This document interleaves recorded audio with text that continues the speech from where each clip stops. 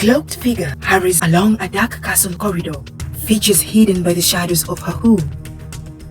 Hearing the footsteps of approaching guards, the hooded figure slips behind a column, waiting for them to pass. As she rushes down the corridor, 2 more guards approach. She holds her breath as they stalk by. One of the guards halts mid-step, sensing something behind him. Wait! Her dagger is at his neck in a flash, slicing his throat in a spray of blood.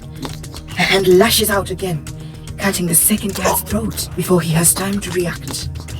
As the guards lie dying on the cold floor, the hooded figure continues down the dark corridor, finally turning into a small, dark passage with a heavy wooden door at the end. She opens the door for the armed men on the other side, then stands aside as an endless stream of jagged warriors and Portuguese soldiers race past, weapons high and at the ready. As the growing screams reach her ears, the hooded figure melts into the darkness.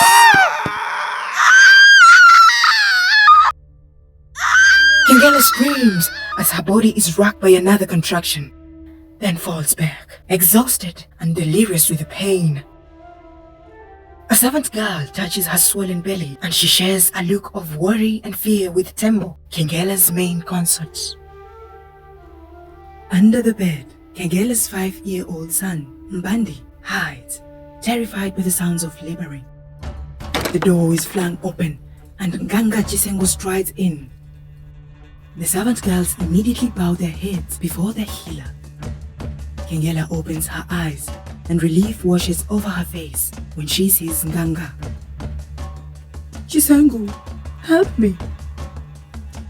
Chisengu glares at Tembo. Why was I not called sooner? Tembo cannot meet her gaze.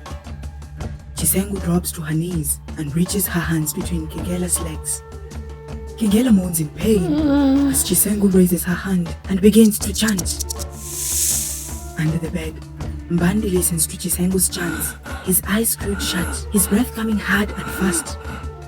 Chisengu's eyes fly open, shocked. Kingela, the cord is twisted around your baby's neck. She must be born soon. But Kingela closes her eyes, exhausted. Child, you must listen to me. If you do not push her out now, you will both die. Kingela nods. Tembo and the servant girl help her to her knees as she gathers together the last of her strength. Now, push! Kingela bears down, pushing hard. Yes! Yes! Again! Push! Kingela pushes again. I can feel her head, Kingela. She's coming! One more time! Kingela screams as she pushes with the last of her strength. Under the bed, tears run down Mbande's cheeks at the sound of his mother's screams. As the baby's head emerges, Chisengu gently guides the rest of her tiny body out of her mother and into the world. But the newborn child is still and grey, the umbilical cord wrapped tightly around her neck. Kingela collapses back to the bed, weeping. Chisengu unwinds the cord from the limp child's neck, then leans over her lifeless form and breathes softly into her tiny mouth. Come on, little one. Breathe. Again, Chisengu exhales into the baby's mouth, pushing her own will into her breath. Abruptly, the infant's body jerks. She gasps, her lungs pulling in air. Then she begins to scream. The shocked silence of the room is broken only by the child's angry wails. Chisengu hands Kingela her naked, crying baby, who latches fast onto her breast. Kingela's shock turns to joy, and she laughs with relief and delight. Mbande, you can come out now. Under the bed, Mbande's eyes widen. Nxinga Chisengu laughs. Mbande, enough hiding. Come, meet your sister. Mbande crawls out from under the bed looking sheepish.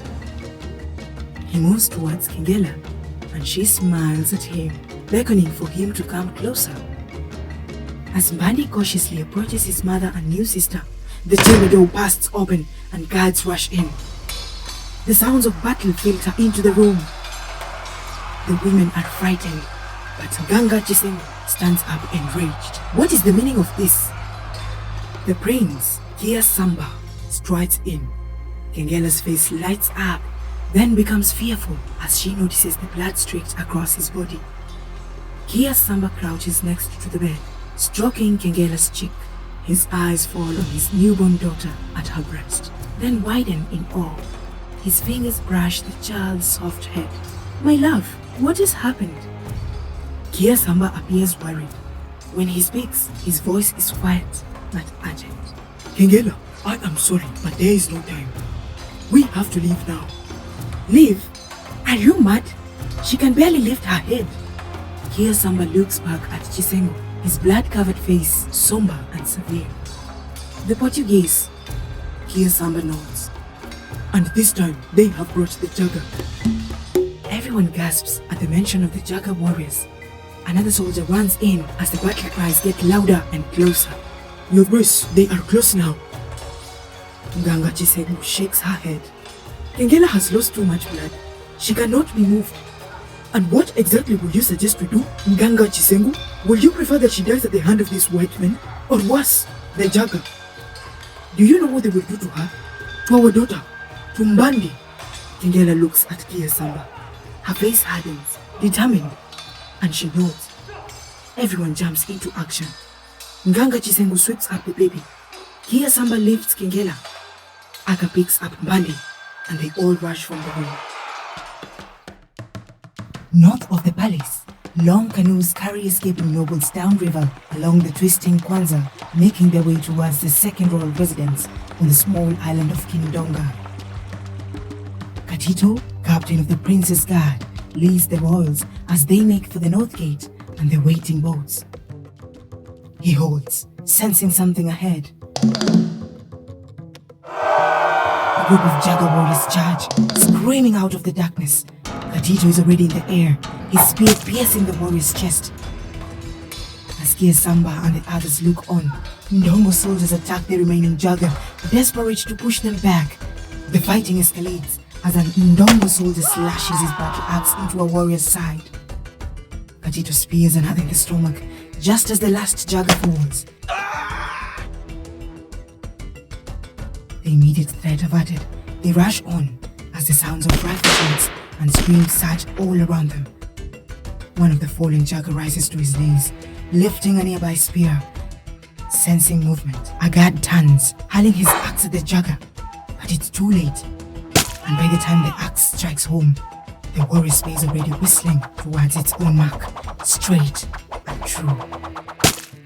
The spear pierces Aka in the shoulder, and she and Mbande tumble to the ground. Tembo kneels, weeping beside the wounded Aka, terrified for her friend. One guard sweeps up Mbande as another gently lifts Aka, and they race on, finally reaching the door that will lead them to the northern gate, and hopefully to their escape. Once past the door, the group carries towards the north gate, keeping careful watch. Busting through Wataran, they rush towards the Kwanza River and the waiting boats. But the Jaga warriors are hot on their heels. Kia Samba summons Katito to him. Katito, take the others and hold them off. We must get Kengela and the children to safety. Katito and his men charge at the enemy warriors as Tembo and the guard carrying Aka scramble into the waiting boat. There's another boat on the river, already full but still waiting. Kia Samba catches the gaze of Lusati, his chief wife, who sits with their son Kangwe in her lap. Their eyes briefly meet, and her expression is both sad and reproachful. She raises her chin as she turns away, murmuring something to Ndumbila, her servant. Ndumbila gives an order, and the oarsman pushes off, slipping downstream along the Kwanza.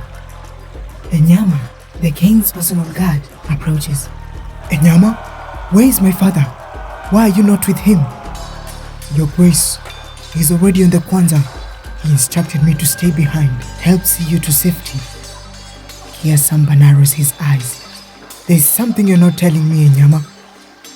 The guard hesitates, then relents under Kia Samba's dark glare.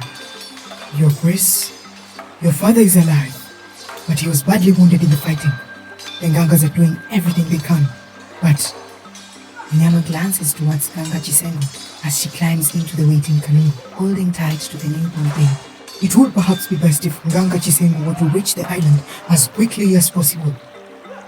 Behind them, the fighting grows more intense, with soldiers and warriors now streaming through the gate and overwhelming the royal forces. They scramble into the boat, and the oarsman pushes off, the enemy fast approaching. The boat begins to round the first river bend, just as the soldiers reach the bank. Jaga warriors rush into the water, giving chase as a Portuguese rifleman takes aim. Faster! Faster! The oarsman gives a mighty push as the rifle fires, the bullet barely missing the boat as it strikes the water. They pass out of sight, and the Jaga warriors roar their frustration into the night.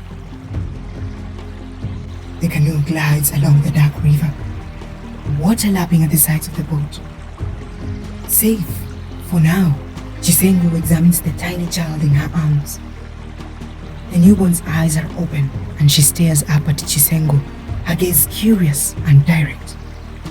A rare smile spreads across Chisengo's face.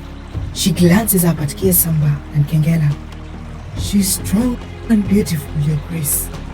Like her mother. Already, she has the eyes of a warrior who has seen death and beaten it back. Stronger than all the Jaga warriors. Stronger than the white men with their guns. Stronger than even that twisted god, ne? Chisengo hands the baby to Kengela, her expression now set and determined. She is Nxinga, the twisted one. Nxinga is her name. Kengela and Kiesamba gaze at the child in wonder.